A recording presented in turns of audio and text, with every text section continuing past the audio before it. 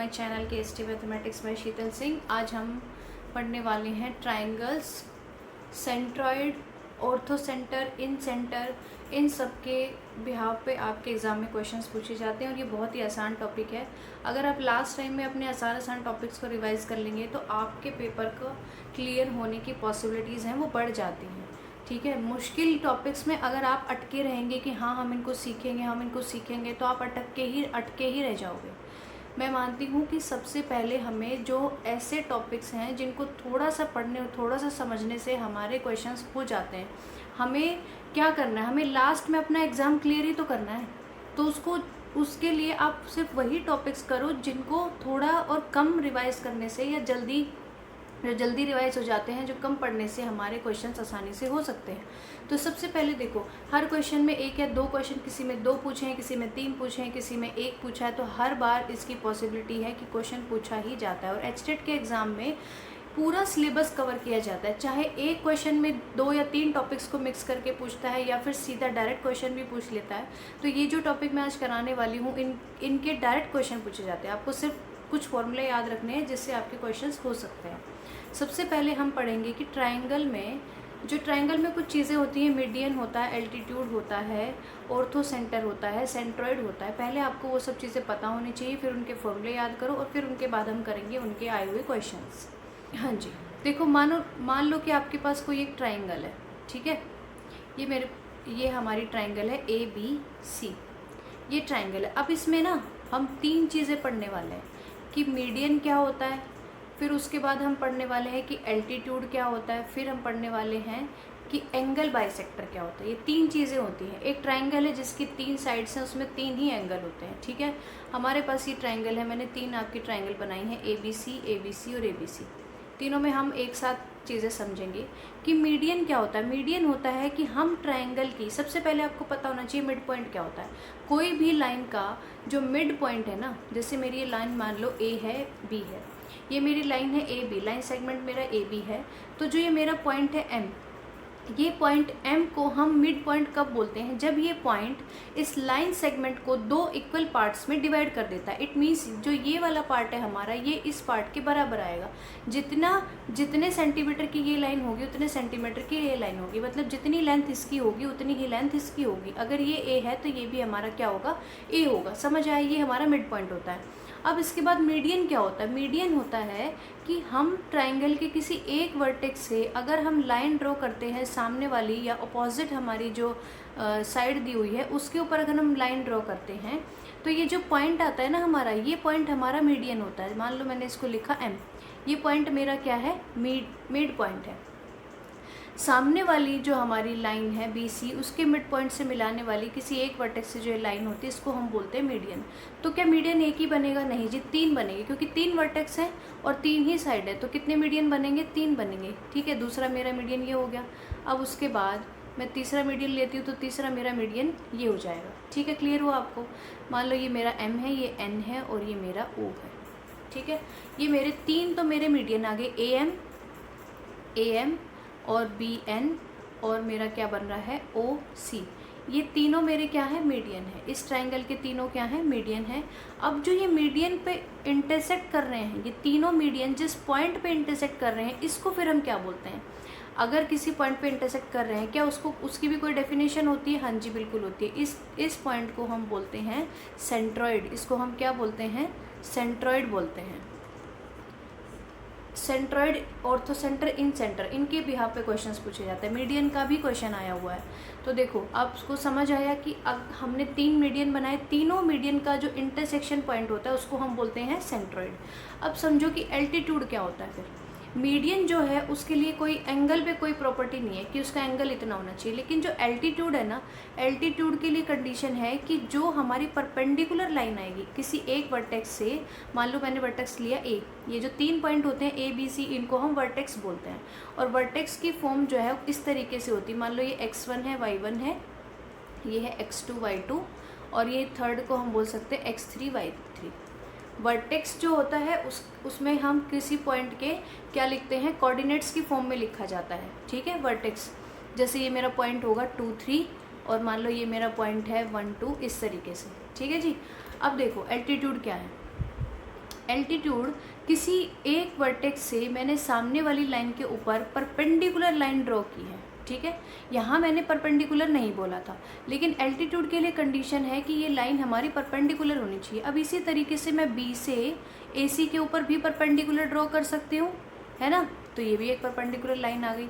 अब सी से मैं ए बी के ऊपर भी एक परपेंडिकुलर लाइन ड्रॉ कर सकती हूँ, तो ये क्या बन गई मेरी, फिर ये भी मेरा एल्टीट्यूड बन गया। तो ये जो तीनों मेरे एल्टीट्यूड हैं, इनके पॉइंट ऑफ इंटरसेक्शन को फिर क्या बोलते हैं, तीनों एल्टीट्यूड के पॉइंट ऑफ इंटरसेक्शन को भी कुछ बोलते होंगे, वो हम बोलते हैं ऑर्थो सेंटर। क्या बोलते हैं इसको, ऑर्थो सेंटर। अगर आप सारी चीज़ों को एक साथ समझेंगे ना तो समझने में थोड़ी आसानी हो जाएगी, इसलिए मैं तीनों चीज़ एक साथ समझा रही हूँ। इसके बाद फिर हमें पता है कि ट्राइंगल में क्या होता है, 3 एंगल होते हैं हमारे पास, 3 एंगल होते हैं हमारे पास, ठीक है। अब तीनों एंगल को, क्या कोई ऐसी लाइन है जो 3 एंगल को बाइसेक्ट करती है, हाँ जी बिल्कुल होती है। इसको हम क्या बोलते हैं, एंगल बाइसेक्टर। एंगल बाइसेक्टर मतलब एक ऐसी लाइन जो इस एंगल को 2 इक्वल एंगल्स में डिवाइड कर रही है, मतलब जितना ये एंगल होगा, ये वाला जितना एंगल होगा उतना ही एंगल ये होगा, ठीक है, आधा आधा कर देगी। तो ये हमारा हो गया एंगल बाइसेक्टर। इसी तरीके से सी एंगल का बाइसेक्टर होगा, इसी तरीके से एंगल ए का भी बाइसेक्टर होगा। तो फिर ये जो एंगल बाइसेक्टर्स हैं, इनका जो इंटरसेक्शन पॉइंट है, फिर इसको क्या बोलते हैं, इसको बोलते हैं हम इन सेंटर। इसको क्या बोलते हैं, इन सेंटर बोलते हैं। जो हमारे मीडियंस हैं उनके इंटरसेक्शन पॉइंट को हम बोलते हैं सेंट्रॉइड। फिर हमने देखा एल्टीट्यूड, परपेंडिकुलर लाइन, ठीक है। पहले हमने एक लाइन ऐसी ड्रॉ की जो मिड पॉइंट को मिलाती हुई लाइन थी फ्रॉम अ वर्टेक्स, उसको बोला हमने मीडियन। फिर मीडियन, तीनों मीडियन का जो इंटरसेक्शन पॉइंट आया उसको बोला हमने सेंट्रॉइड। फिर हमने पढ़ा एल्टीट्यूड। एल्टीट्यूड क्या था, एक परपेंडिकुलर लाइन हमने ड्रॉ की है किसी एक वर्टेक्स से सामने वाली लाइन के ऊपर परपेंडिकुलर लाइन ड्रॉ की, तो इस तरीके से मेरे 3 परपेंडिकुलर्स आएंगे। तो तीनों परपेंडिकुलर लाइंस मतलब तीनों एल्टीट्यूड्स का जो हमारा इंटरसेक्शन पॉइंट है उसको हम बोलते हैं ऑर्थो सेंटर।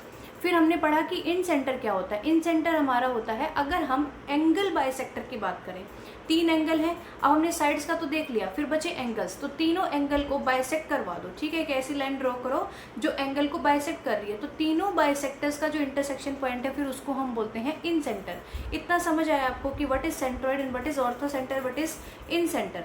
इसके बाद एक और चीज़ आती है सर्कम सेंटर। सर्कम सेंटर क्या होता है कि अगर हमने एक ट्राइंगल ड्रॉ की है, ठीक है, मैंने एक ट्राइंगल ड्रॉ की और ये जो ट्राइंगल है ना, ये किसी सर्कल के अंदर आ रही है, इसके तीनों वर्टेक्स से टच करते हुए ये मेरा सर्कल बन जाता है। ये जो साइड्स लिखी हुई हैं इनका भी कोई बाइसेक्टर होता है, हाँ जी बिल्कुल होता है। देखो, अगर मैंने यहाँ पे एक लाइन ड्रॉ की, ठीक है, ये लाइन जो है मेरी ये जो साइड मेरी है ए बी साइड को बाइसेक्ट कर रही है, ठीक है। फिर दूसरी लाइन मैंने ली जो ये वाली जो लाइन है इसको बाइसेक्ट कर रही है, ठीक है। अब इस BC को बाइसेक्ट करने वाली लाइन हम ड्रॉ करेंगे, ठीक है, ये होगी मेरी BC का बाइसेक्टर।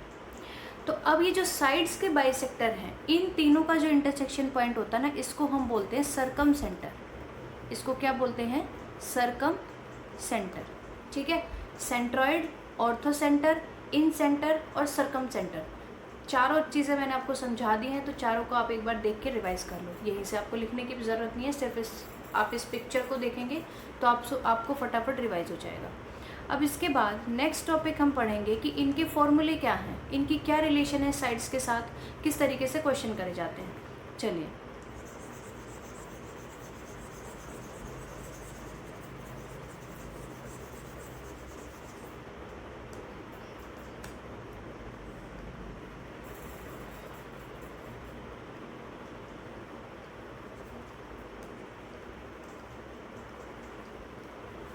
मेरा AM क्या है, मीडियन है। AM अगर मेरा मीडियन है, पहली बात तो जो ये वर्टेक्स A से जिस पॉइंट पे मिल रहा है मिड पॉइंट होता है, ठीक है। AM अगर मेरा मीडियन है तो इसके बाद ये क्या इंप्लाई करेगा कि जो BM है वो किसके इक्वल होगा, BM is equal to MC के इक्वल होगा। मतलब अगर ये डिस्टेंस मेरी A आ रही है तो ये डिस्टेंस भी कितनी होगी, A होगी। तो BM is equal to MC हो जाएगा इफ़ AM इज मीडियन। तो ये हर मीडियन के लिए बात होगी, आप सबके लिए समझ लो, ठीक है। इतना समझ आया। अब इसके बाद क्या होता है कि जो भी हमारा ट्राइंगल का मीडियन होता है, ट्राइंगल का जो भी मीडियन होता है वो ट्राइंगल को 2 इक्वल स्मॉल ट्राइंगल्स में डिवाइड कर देता है जिनका एरिया सेम होता है। इट मीन्स अगर मैं ट्राइंगल लेती हूँ ABM और दूसरी ट्राइंगल मैंने ली AM और C, ठीक है, दो ट्राइंगल बनेंगे यहाँ से ABM, और एक बन रही है AM और C। तो दोनों ट्राइंगल का जो एरिया है ना, दोनों ट्राइंगल का एरिया वो है क्या है, सेम आएगा। ठीक है, अगर मेरा AM मीडियन है तो दो ट्राइंगल्स बन जाएंगी, एक ट्राइंगल दो अलग अलग ट्राइंगल्स में डिवाइड हो जाएगी, स्मॉल ट्राइंगल्स में, और दोनों ट्राइंगल्स का एरिया क्या होगा, सेम होगा। ठीक है जी, और जो नीचे वाली साइड है ये दोनों भी हमारी बराबर हो जाती हैं। देखो अब एक और कंडीशन होती है कि अगर हमारे पास ये तीनों मीडियन दिए हुए हैं, AM और दूसरा है मेरा BN, तीसरा है मेरा CO। ठीक है, ये तीनों मेरे मीडियन हैं। तो तीनों मीडियन का हमने पढ़ा कि इंटरसेक्शन पॉइंट क्या होता है, हमारा सेंट्रॉइड होता है। अगर हमारे पास पॉइंट A के वर्टेक्स दिए हुए हैं, वर्टेक्स A के पॉइंट्स दिए हुए हैं और B के कोऑर्डिनेट्स हमें दिए हुए हैं,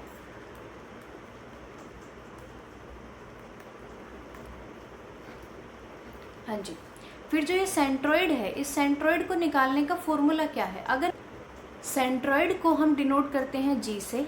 ठीक है, अब इसके कोऑर्डिनेट्स कैसे निकालेंगे, अगर आपको A, B और C तीनों के कोऑर्डिनेट्स गिवन है, मतलब तीनों वर्टिसेस ट्राइंगल के हमें दिए हुए हैं, तो हमें सेंट्रॉइड निकालना है। सेंट्रॉइड निकालने का फॉर्मूला होता है कि आप इन तीनों का मीन निकाल दो, मतलब x1 + x2 + x3 divided by 3 and y1 + y2 + y3 divided by 3। इस छोटे से फॉर्मूले पे बेस पे आपका क्वेश्चन आया हुआ है। सोचो इसको याद करने में आपको कितनी देर लगेगी। अगर आप ये पूरी वीडियो भी देख लोगे तो आपको इसको दोबारा रिवाइज करने की भी ज़रूरत नहीं है, अभी इसको याद कर लो। सेंट्रॉइड क्या करता है, जैसे मेरा ये सेंट्रॉइड है G, तो जो हमने मीडियन लिखा ना AM, ये जो AM है ये 2:1 में डिवाइड होता है इस सेंट्रॉइड से। कैसे, देखो, जो ये वाली साइड है मेरी AG, जो ये वाली मेरी साइड है AG, और ये जो मेरी साइड है GM। ठीक है, AG और GM का रेशो क्या आता है, AG और GM का रेशो आता है 2:1। इसका मतलब ये है कि जो मेरी वर्टेक्स से सेंट्रॉइड तक जो डिस्टेंस थी, ठीक है, सेंट्रॉइड तक जो डिस्टेंस थी डिवाइडेड बाय सेंट्रॉइड से जो मेरी मिड पॉइंट तक जो डिस्टेंस थी, इन दोनों का रेशो कितना आता है, 2:1 आता है। 2:1 मतलब ये 2 है, ये 1 है। ठीक है, अगर हमें दिया है, मान लो क्वेश्चन में आपको दिया हुआ AM पूरा दिया हुआ है और फिर पूछे कि वर्टेक्स से सेंट्रॉइड की डिस्टेंस कितनी होगी, तो फिर आप क्या कर सकते हो, हमें पता है कि 2:1 में डिवाइड करना है, तो जो डिस्टेंस दे रखी है टोटल उसको आप 2:1 में डिवाइड कर दो, फिर हमारा आंसर आ जाएगा वहाँ से। अगर हमारे पास ट्राइंगल की पूरी साइड्स दे रखी हैं A, B और C, ठीक, ये हमें दे रखी है साइड्स A, B और C, हमें ट्राइंगल की तीनों साइड्स गिवन है, तो फिर हम सेंट्रॉइड कैसे निकालेंगे, तो फिर हम जो सेंट्रॉइड है उसके पॉइंट्स कैसे निकालेंगे। निकालोगे यहाँ से फिर मीडियन निकालने का फॉर्मूला होता है कि अगर मान लो पहला मीडियन मैंने लिया A से M तक, A से ये मेरा M पॉइंट है, ठीक है, ये मैंने लिया M तक, मीडियन को हम स्मॉल m से डिनोट करते हैं। अगर मैंने वर्टेक्स A से ड्रॉ किया है, वर्टेक्स A से अगर मैंने मीडियन ड्रॉ किया है तो उसको मैं डिनोट करूँगी MA से। ठीक है, अगर मैं वर्टेक्स B पॉइंट से ड्रॉ कर रही, वर्टेक्स अगर मैं B पॉइंट से B वर्टेक्स से अगर मैं मीडियन ड्रॉ कर रही हूँ तो उसको हम बोलेंगे MB। C पॉइंट से, C वर्टेक्स से अगर मैं मीडियन ड्रॉ कर रही हूँ तो उसको मैं डिनोट करूँगी MC से। ठीक है जी, अब इसका फॉर्मूला क्या है फिर, अगर मुझे MA निकालना है और साइड्स मुझे दे रखी हैं ट्राइंगल की, तो उसका फॉर्मूला होता है, अगर आप A से ले रहे हो ना तो हम माइनस करेंगे A स्क्वायर को। ठीक है, A से ले रहे हो तो हम A स्क्वायर को माइनस करेंगे। दूसरी बात, A के लिए मैं कर रही हूँ, दूसरी बात फिर क्या है कि हम यहाँ क्या लिखेंगे, 2B स्क्वायर + 2C स्क्वायर, दो साइड्स बच गई, डिवाइडेड बाय 4 कर दो। ठीक है, ये 4 भी स्क्वायर रूट में आ रहा है। इसी तरीके से मैं MB निकालूँ तो उसका फॉर्मूला क्या है, फिर मैं क्या करूँगी, अगर MB निकाल रही हूँ तो -B स्क्वायर करूँगी, फिर बच क्या गया, A स्क्वायर बच गया, 2A स्क्वायर कर दो, 2C स्क्वायर कर दो, डिवाइडेड बाय 4 कर दो। इसी तरीके से अगर आपको MC निकालना है तो उसका फॉर्मूला क्या होगा, माइनस क्या करेंगे, C स्क्वायर करेंगे, बच क्या गया, A स्क्वायर B स्क्वायर बच गया, दोनों को आप 2 से मल्टीप्लाई करो, A square B square divided by 4। हुआ क्लियर। अगर आपके पास ट्राइंगल की साइड्स गिवन है, ठीक है, ट्राइंगल की तीनों साइड्स दी हुई हैं और ट्राइंगल के तीनों मुझे क्या दे रखे हैं, मीडियंस दे रखे हैं कि मीडियंस की कितनी लेंथ है, मीडियंस दिए हुए हैं और आपकी ट्राइंगल की साइड्स दी हुई हैं, तो क्या इन दोनों के बीच में कोई रिलेशन है, कोई फॉर्मूला बनता है। इस फॉर्मूले पे बेस्ड आपके एग्जाम में क्वेश्चन पूछा गया है, तो वो देखो फॉर्मूला क्या होता है इसका, 3 × इन तीनों का स्क्वायर करके ऐड कर दो, A square B square C square, यहाँ पे हम लिखेंगे 3, अब 3 से 1 कम कर देंगे, फिर क्या आएगा 2। ठीक है, यहाँ पे तीनों का स्क्वायर किया तो यहाँ पे भी तीनों का स्क्वायर कर दो, MA square + MB square + MC square. ये MA MB MC क्या है, मेरे तीनों मीडियंस हैं और ये मेरे तीनों यहाँ पे क्या लिखी हैं, साइड्स लिखी हैं। तो इनको आप अगर अच्छे सही तरीके से लिखना चाहो तो आप ऐसे भी लिख सकते हो, AB square + BC square + AC square = 2 × AM square + BN square + CO square. ठीक है जी, क्लियर हो गया आपको ये फॉर्मूला। अब इसके बाद एक और फेमस थ्योरम होती है हमारे पास, उसको बोलते हैं हम अपोलोनियम थ्योरम। अपोलोनियम थ्योरम बोलो या फॉर्मूला बोलो, ठीक है। ट्राइंगल की तीनों साइड्स आपको गिवन है और ए एम आपको मीडियन गिवन है। ये मेरा हो गया मिड पॉइंट था, तो ये मेरा एम है, ये मेरा ए एम मीडियन दे रखा है। अब इसके बाद अपोलोनियम थ्योरम क्या बताती है? अपोलोनियम थ्योरम ये बताती है कि जिस साइड के ऊपर ये हमारा मीडियन दिया हुआ है ना, ये जो मीडियन हमने जिस साइड के ऊपर ड्रॉ किया है, इस वाली साइड को छोड़ दो, इस वाली साइड को छोड़ दो। इसके अलावा जो दोनों साइड हमारी बच गई, उन दोनों का क्या करो, स्क्वायर कर दो, B square plus C square, ठीक है। अब इस मीडियन के बीच में और इन दोनों साइड्स के बीच में रिलेशन बताना है हमें, ठीक है। कैसे बताएंगे? B square plus C square is equals to क्या आएगा, टू इंटू क्या करेंगे, एम ए स्क्वायर प्लस ये जो साइड बच गई ये इसका क्या करें, फिर इसका कुछ तो यूज़ होगा। इसके लिए हम क्या करेंगे, a/2 करके इसका स्क्वायर कर दो, ठीक है। मतलब कि क्या है, कहने का मतलब ये है कि मेरे पास AB square plus AC square is equals to क्या होता है, 2 into AM square plus 2 into BM square, ठीक है। बेसिकली ये फॉर्मूला गिवन है आपको। इस तरीके से होती है, अगर मेरी साइड A है, ये मेरी साइड B है और ये मेरी साइड C है, तो ये फॉर्मूला क्या होता है कि जो हाइपोटेन्यूज है इसको बोलते हैं हम हाइपोटेन्यूज, इसको बोलते हैं हम बेस और इसको बोलते हैं हम परपेंडिकुलर, ठीक है। परपेंडिकुलर बोलेंगे इसको क्योंकि ये 90 डिग्री का एंगल बना रहे हैं यहाँ पे। तो इसके लिए फॉर्मूला होता है कि जो C स्क्वायर मतलब हाइपोटेन्यूज का स्क्वायर इज इक्वल्स टू क्या होता है, A square plus B square. ये तो शायद मुझे लगता है सबको ही पता होगा, पाइथागोरस थ्योरम। तो ये ट्रायंगल में यूज़ की जाती है, ये भी आपको पता होनी चाहिए। एक हमने पढ़ा अपोलोनियम थ्योरम, एक हमने पढ़ा पाइथागोरस थ्योरम, ठीक है जी। अब देखो, एक ट्राइंगल के अंदर भी सर्कल बन जाता है, ट्राइंगल के अंदर भी सर्कल बन जाता है जो इन तीनों साइड्स को टच करता हुआ बनता है। अगर एक ट्राइंगल के अंदर सर्कल दिया हुआ है, ट्राइंगल के अंदर सर्कल बनता है, तो उसको हम क्या बोलते हैं, उसको हम बोलते हैं इन सर्कल। क्या बोलते हैं इसको, हम इन सर्कल बोलते हैं। फिर जो ये रेडियस आती है, मतलब सेंटर ऑफ सर्कल से जो ये पॉइंट है हमारा, इसको हम बोलेंगे रेडियस। इसको हम कौन सी रेडियस बोलते हैं, इसको इन रेडियस बोलते हैं, इन रेडियस। अगर आपको इन रेडियस के बारे में पूछा है और आपको ट्राइंगल दिया हुआ है, ट्राइंगल की साइड्स दी हुई हैं, तो आप इन रेडियस निकालने के लिए पूछे तो आप कैसे निकालेंगे? इन होता है R is equals to area of triangle, area of triangle divided by S। S मेरा क्या है यहाँ पे, सेमी पेरीमीटर, सेमी पेरीमीटर, ठीक है, ट्राइंगल का सेमी पेरीमीटर। तो मतलब हमें क्या करना है, R इज इक्वल टू यहाँ पे हमें लिखना है एरिया ऑफ ट्राइंगल, वो ट्राइंगल मेरी क्या है, ABC दी हुई है, डिवाइडेड बाय S करना है। ट्राइंगल का एरिया निकालो और उसको उसके सेमी पेरीमीटर से डिवाइड कर दो, तो आपकी इन रेडियस आ जाएगी वहाँ से, ठीक है।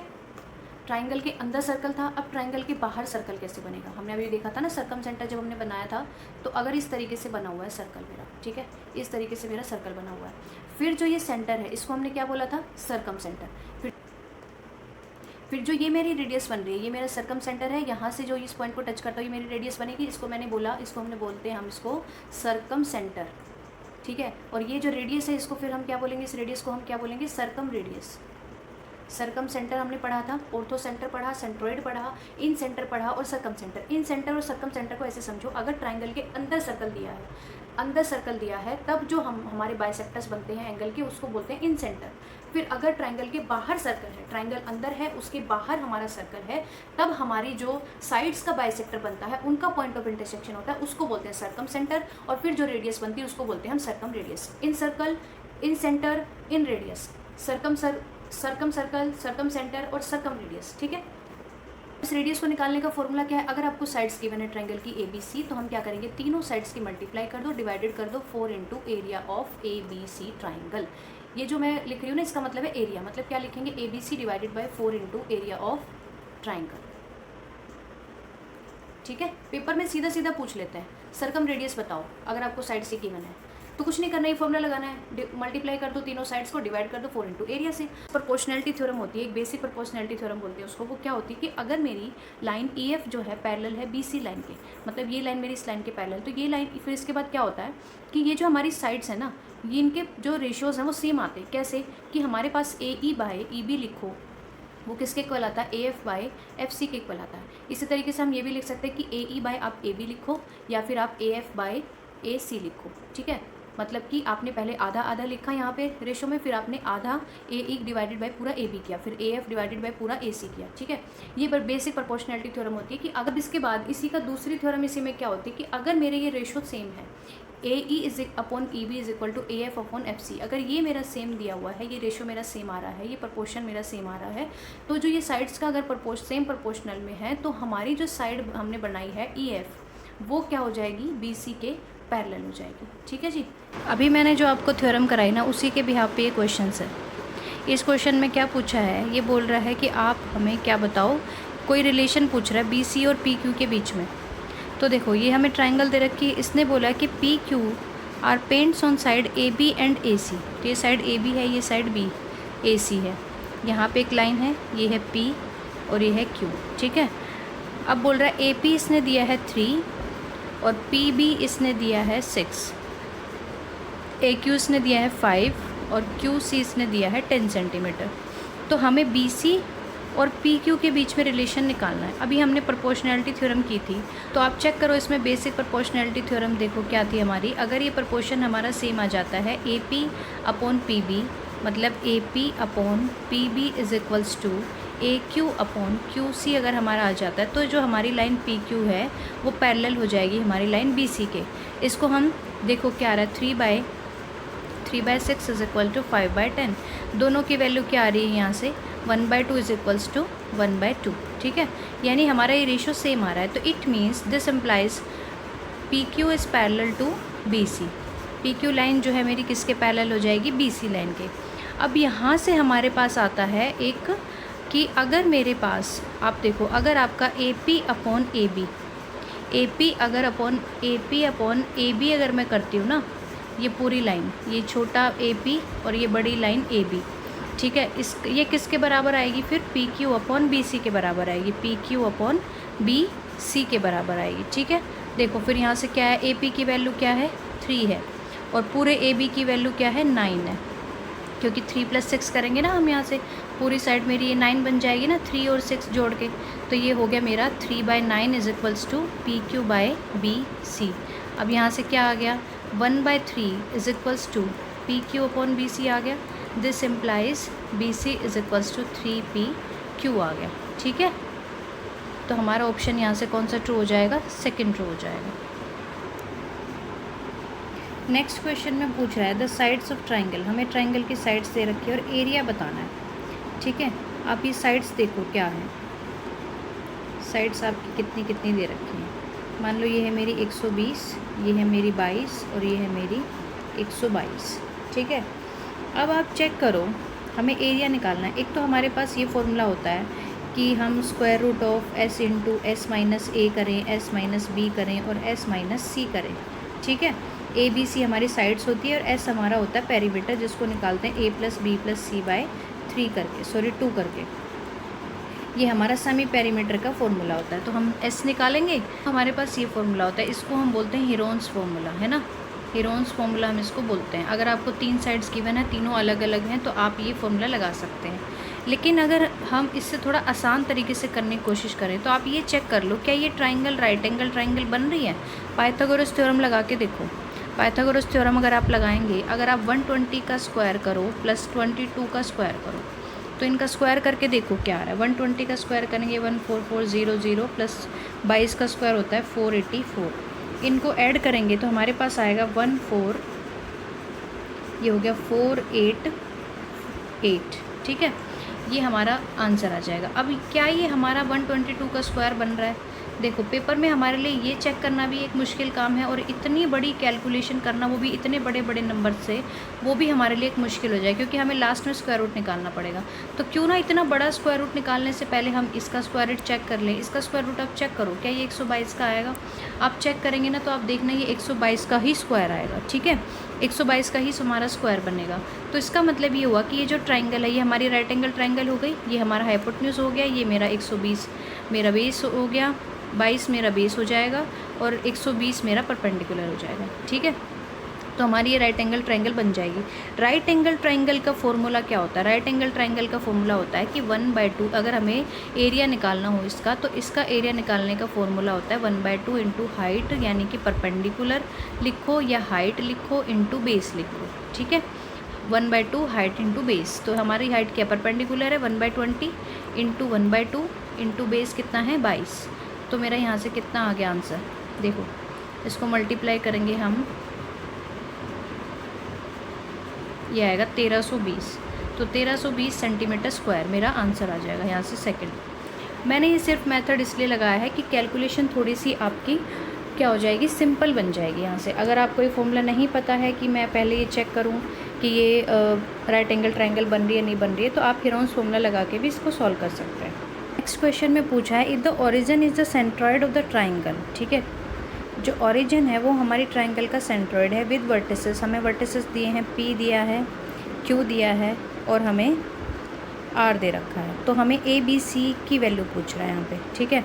हमें पता है सेंट्रॉइड का फॉर्मूला क्या होता है, सेंट्रॉइड इसने ओरिजिन दे दिया, ठीक है, सेंट्रॉइड इसने ओरिजिन दे दिया, मतलब उसकी वैल्यू 0 0 0 है, और वर्टिसेस मेरे पास P की वैल्यू है 2A 2 6 और Q की वैल्यू कितनी है -4 3B -10, R की वैल्यू कितनी है 8 14 और 2C। तो हमने जो फॉर्मूला पढ़ा था वो 2 डायमेंशन का था, लेकिन अगर आप 3 डायमेंशन का निकालेंगे तो उसके लिए भी सेम ही फॉर्मूला है। देखो हम क्या करना है, हमें x1 + x2 + x3/3 करेंगे, ठीक है। यहाँ पे क्या करेंगे हम y1 + y2 + y3/3 करेंगे, ठीक है जी, कॉमा z1 + z2 + z3/3 करेंगे। लेकिन इसने बोला है कि सेंट्रॉइड मेरा क्या है 0 0, मतलब ये = 0 है, ये = 0 है, ये = 0 है। अगर मैं इसको = 0 करूँगी तो यहाँ से मेरे पास इक्वेशन क्या बन जाएगी, सीधा सीधा हमें क्या करना है x1 + x2 + x3 को जोड़ के 0 के बराबर कर दो, ठीक है। तो कर दो आप, क्या आएगा यहाँ से 2A -4 + 8 = 0, एक इक्वेशन हमारे पास ये बन जाएगी। यहाँ से मेरी क्या वैल्यू आ रही है, 2A = ये आएगा मेरा -4, ठीक है। A की वैल्यू कितनी आ गई -2 आ गई, यहाँ से A की वैल्यू -2। किस आंसर में A की वैल्यू -2 दी हुई है, आप चेक करो, सिर्फ एक ही ऐसा ऑप्शन है जिसमें A की वैल्यू -2 दी हुई है। देखो सेकंड और फोर्थ ऑप्शन में A की वैल्यू 4 दी हुई है, अगर हमारी A की वैल्यू 4 आ जाती तो हमें फर्दर चेक करना पड़ता B या C के लिए, लेकिन हमारा तो काम आसान हो गया ना, हमारा तो सिर्फ A की वैल्यू -2 आ गई, सीधा सीधा एक ही इक्वेशन सॉल्व करने से। तो आपका आंसर यहाँ से क्या हो जाएगा, 1 हो जाएगा, आपको आगे सॉल्व करने की भी ज़रूरत नहीं है। आपसे पूछा है N isosceles triangle with vertex angle 2 theta is inscribed in a circle of radius a. The area of triangle will be maximum when theta. हमें बताना है कि एक आइसोसेल्स ट्राइंगल है, ठीक है, आइसोसेल्स ट्राइंगल दी हुई है जिसका हमारा वर्टेक्स एंगल 2 थीटा है और हमें ये पूछ रहा है कि उसकी रेडियस आपको a दे रखी है। तो आप बताओ इसका मैक्सिमम एरिया जो है मैक्सिमम किस थीटा की वैल्यू के लिए होगा। तो हमें ये थीटा निकालना है। सबसे पहले देखो आइसोसेल्स ट्राइंगल बोल रहा है, आइसोसेल्स ट्राइंगल निकालने का एरिया क्या होता है, अगर हमें एंगल की फॉर्म में चेक करना हो, ठीक है, एंगल की फॉर्म में अगर हम एरिया देखेंगे तो हमारा A की वैल्यू क्या आ रही है, हमारी 2 थीटा आ रही है, ठीक है। एक वर्टेक्स मान लिया हमने A जिस पे ये एंगल बना रहा है 2 थीटा, ठीक है। तो इसका मतलब फिर B और C क्या आएंगे, B और C क्या आएंगे हमारे, अब बताओ B और C की वैल्यू क्या आएगी। अगर A की वैल्यू 2 थीटा आ गई, ये मेरा 2 थीटा है, ठीक है, पूरे का सम मेरा कितना आता है 180 डिग्री आता है कि नहीं आता है, 180 डिग्री आता है। अब 180 माइनस मेरे पास ये दोनों एंगल बच गए, थीटा ये मेरा अगर A है तो B और C मेरे पास यहाँ पे बच जाएगा। तो इसमें से मतलब कि ये हुआ कि B और C का जो सम है वो 180 माइनस 2 थीटा आएगा। इसका मतलब मैं 2 कॉमन ले लेती हूँ, मेरे पास कितना आ रहा है 90 माइनस थीटा आ रहा है यहाँ से, ठीक है। B + C का सम ये आ गया 2 × 90 माइनस थीटा। तो हम ये मान लेते हैं कि B और C की जो वैल्यू है वो कितनी है 90 माइनस थीटा है, मतलब B भी इतना है और C भी इतना, क्योंकि ये 2 × दिस लिखा है ना, तो मैं ये मान लेती हूँ कि एक 90 माइनस थीटा है, दूसरा भी 90 माइनस थीटा है। तो मतलब मेरे पास तीनों एंगल आ गए, A की वैल्यू आ गई, B की वैल्यू आ गई और C एंगल की भी वैल्यू आ गई। तो एंगल की फॉर्म में हमारा फॉर्मूला होता है 2 × r² sine of A sine of B × sine of C। ये आपका फॉर्मूला होता है एरिया निकालने का, अगर आपकी ट्राइंगल क्या दी है, आइसोसेल्स ट्राइंगल दी हुई है तो। अब आप देखो यहाँ से क्या करेंगे, 2 × r², r हमें रेडियस दे रखी है a², एंगल और रेडियस दे रखा है तो हमें यही फॉर्मूले लगाने पड़ेंगे, ठीक है जी। तो साइन A की वैल्यू कितनी होगी मेरी, साइन A की वैल्यू होगी साइन 2 थीटा, ठीक है, यहाँ से साइन 2 थीटा आ गया। साइन B कितना आएगा, साइन B आएगा साइन 90 माइनस थीटा, और साइन C कितना आएगा साइन 90 माइनस थीटा, ठीक है। तो अब मेरे पास यहाँ से क्या बचेगा 2 × a², मैं अगर साइन 2 थीटा को खोलूँ तो वो कितना आता है 2 × साइन थीटा कोस थीटा बनता है, और साइन 90 माइनस थीटा क्या होता है कोस थीटा होता है ना जी, और into sine 90 minus theta cos theta यानी कि कोस स्क्वायर थीटा। तो मतलब मेरे पास यहाँ से कितना बन गया 4a² sine theta into cos cube theta, ठीक है। इतना समझ में आया आपको। अब हमें क्या करना है, हमें चेक करना है कि ये एरिया मैक्सिमम कब होगा।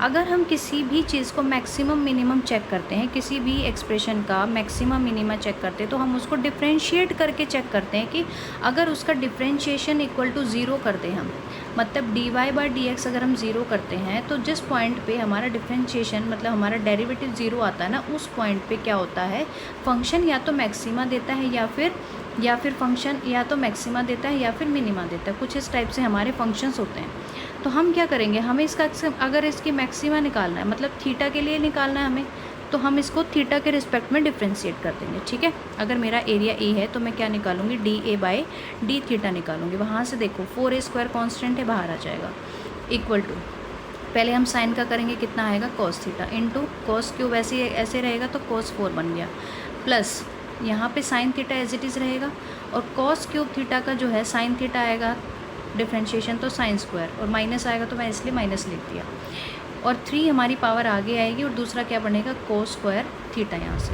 अब इसको इक्वल्स टू 0 पुट कर दो। ठीक है, 4a² उधर जाके 0 बन जाएगा। अब आप इसमें क्या करो, cos स्क्वायर थीटा कॉमन ले लो, यहाँ से मेरा बच गया cos square theta minus 3 sine square theta is equals to 0। तो मतलब मेरा ये वाला एक्सप्रेशन ये भी उधर जाके 0 हो सकता है।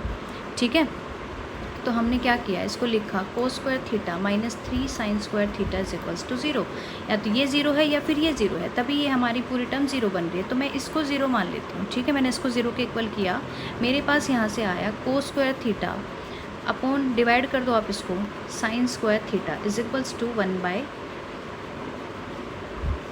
ये बन गया 3। ठीक है, यहाँ से 3 आ गया हमारा। तो इसका मतलब या तो आप इसको कोट में चेंज करो या फिर आप इसको 10 में चेंज कर लो। मैं इसको 10 में चेंज करूँगी तो 10 स्क्वायर थीटा मेरा कितना आ जाएगा, 1/3। तो ये इसका मतलब मेरी 10 थीटा की वैल्यू कितनी आ गई, 1/√3 आ गई। अब 10 थीटा की वैल्यू 1/√3 किस पे देता है, थीटा इज इक्वल्स टू π/6 पे देता है।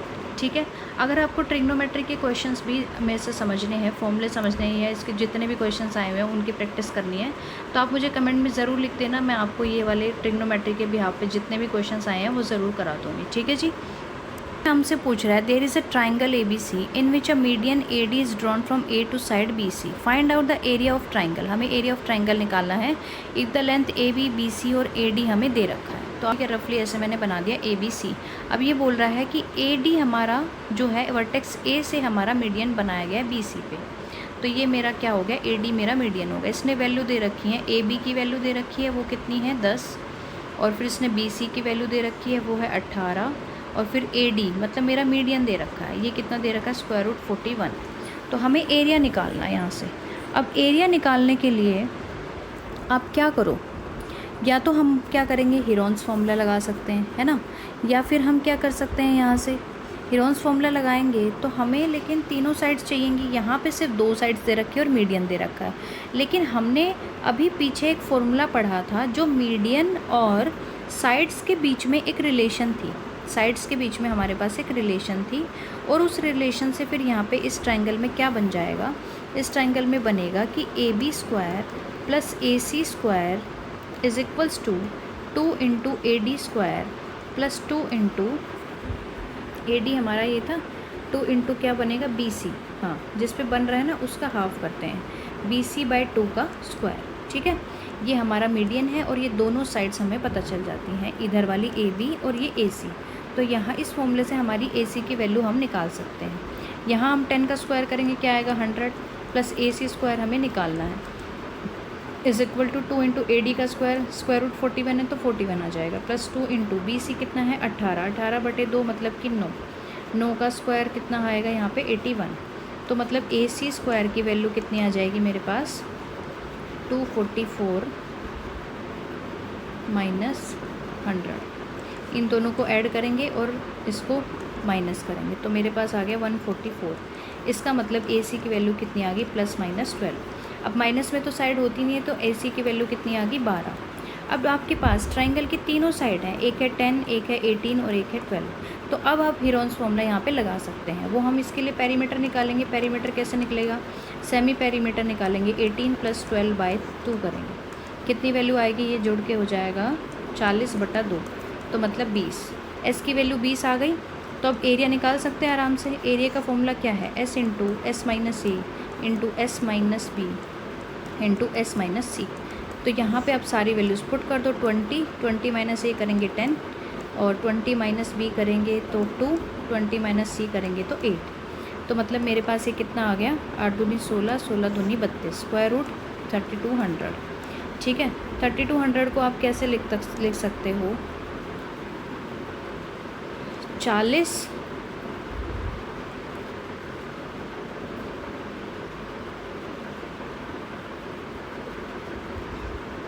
लेकिन इसने 3200 आंसर में नहीं दे रखा, तो इसका मतलब हमें कुछ इस टाइप से इसको खोलना पड़ेगा। खोलेंगे तो ये क्या बनेगा, यहाँ से ये मेरे पास कितना आ रहा है, स्क्वायर रूट कितना आएगा, ये 10 का स्क्वायर है, मतलब 100 इंटू 32 को हम क्या लिख सकते हैं, 8 इंटू 4 लिख सकते हैं यहाँ से।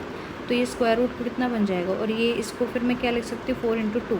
ठीक है, ये 4 जो है बाहर आ जाएगा, 4 बाहर आ जाएगा, और मेरा ये क्या आ जाएगा, 10 बाहर आ जाएगा, तो मतलब मेरा 40 बाहर आ गया। तो आंसर मेरा आ गया 40 स्क्वायर रूट 2 सेंटीमीटर स्क्वायर। ये मेरा ये हमारा आंसर आ गया। कितना है दिया हुआ है ये आंसर, हाँ जी, फर्स्ट ऑप्शन। ठीक है, इस क्वेश्चन में हमें पूछा है medians of triangle ABC intersected G। तो एरिया ऑफ ABC हमें बताना है 27, एरिया हमें दे रखा है, हमें बताना है ट्राइंगल BGC का एरिया बताना है हमें। ठीक है, सबसे पहले आप ये देखो किस तरीके से हमारे मीडियंस इंटरसेक्ट कर रहे हैं। ये मेरा मीडियन हो गया 1, ये हो गया 2, और ये हो गया मेरा तीसरा मीडियन। ठीक है, ये पॉइंट है मेरा G, मतलब मेरा ये G पॉइंट मीडियंस जहाँ पे इंटरसेक्ट करते हैं उसको हमने क्या पढ़ा था, क्या बोलते हैं हम, सेंट्रॉइड बोलते हैं। ये मेरी ट्राइंगल है ABC, इसने ट्राइंगल ABC का एरिया दे रखा है, वो कितना दे रखा है, 27 सेंटीमीटर स्क्वायर। तो हमें निकालना है BGC का, मतलब इस ट्राइंगल का एरिया निकालना है मुझे, BGC का, BG और C का। आप एक बात हमेशा याद रखना कि जो हमारा मीडियन मतलब सेंट्रॉइड जो होता है ना हमारा, वो क्या करता है, हमने क्या पढ़ा था कि कोई भी एक मीडियन ट्राइंगल को 2 बराबर छोटे छोटे ट्राइंगल्स में डिवाइड कर देता है जिनका एरिया सेम आता है। तो सेंट्रॉइड क्या करता है, फिर सेंट्रॉइड आप याद रखना कि ये 3 ट्राइंगल्स बनती हैं जिनका एरिया हमेशा इक्वल आता है। ठीक है, 3 ट्राइंगल्स मतलब एक मेरी ट्राइंगल बनेगी AG और B, दूसरी मेरी ट्राइंगल बनेगी BG और C, तीसरी मेरी ट्राइंगल बनेगी CG और A। ठीक है, 3 इक्वल ट्राइंगल्स में क्या करता है, सेंट्रॉइड एक ट्राइंगल को डिवाइड कर देता है, और इन तीनों का एरिया सेम आता है। तीनों का एरिया क्या होता है, सेम आता है। और जो टोटल एरिया है ना हमारा ट्राइंगल का टोटल एरिया, उसका तीसरा हिस्सा हो गया ना फिर ये। अगर हमें पूरी ट्राइंगल का एरिया दिया हुआ है तो हमें 3 हिस्सों का बताना है। ठीक है, हमें ये 3 हिस्सों का बताना है, एक ये हिस्सा, एक ये हिस्सा, एक ये हिस्सा। इसका मतलब पूरे एरिया को हम 3 से अगर डिवाइड कर देंगे तो हमारे पास इस ट्राइंगल का एरिया आ जाएगा। वो कितना आएगा, 9। ठीक है, आगे आपको समझ में ये सब छोटी छोटी चीज़ें ना आपको याद करनी पड़ेगी। भी नहीं है, देखो इस क्वेश्चन में हमें बोल रखा है कि हमें एक ट्राइंगल दी है, उसका हमें एक्सटीरियर एंगल दिया है, वो है 108 डिग्री। फिर बोल रहा है कि इसके 2 अपोजिट इंटीरियर एंगल हैं, उनका रेशो हमें दे रखा है 4:5। तो हमें पता है कि ट्राइंगल का जो एक्सटीरियर एंगल होता है ना, वो किसके बराबर होता है, वो होता है उसके अपोजिट जो इंटीरियर एंगल आते हैं इन दोनों के सम के बराबर। तो अगर मैं मान लूँ कि x है, एक 4x है मेरा एंगल और एक मेरा 5x है, यही रेशो दिया है, तो दोनों का सम किसके बराबर आएगा, 108 डिग्री के। मतलब 9x = 108 हो गया। x की वैल्यू कितनी आ गई, यहाँ से 12। x की वैल्यू मेरी यहाँ से 12 आ गई, तो इसका मतलब एक एंगल मेरा कितना हो गया, 48 डिग्री, दूसरा एंगल मेरा कितना हो गया, 60 डिग्री। क्या ये दोनों एक ऑप्शन में आ रहे हैं, हाँ जी आ रहे हैं। देखो 48 डिग्री और 60 डिग्री, इसके अलावा किसी ऑप्शन में 48 नहीं दिया है, तो मतलब मेरा फर्स्ट ऑप्शन ही ट्रू हो जाएगा। हमें थर्ड एंगल निकालने की भी ज़रूरत नहीं। अगर आप निकालेंगे तो हम निकालेंगे 180 - 48 - 60 डिग्री, दोनों को माइनस करेंगे, 180 में से हमारी वैल्यू आ जाएगी 72 डिग्री। पसंद आए तो वीडियो को लाइक करना, अपने दोस्तों को शेयर करना और कमेंट करना बिल्कुल मत भूलना, और चैनल को सब्सक्राइब ज़रूर कर देना। Thank you so much.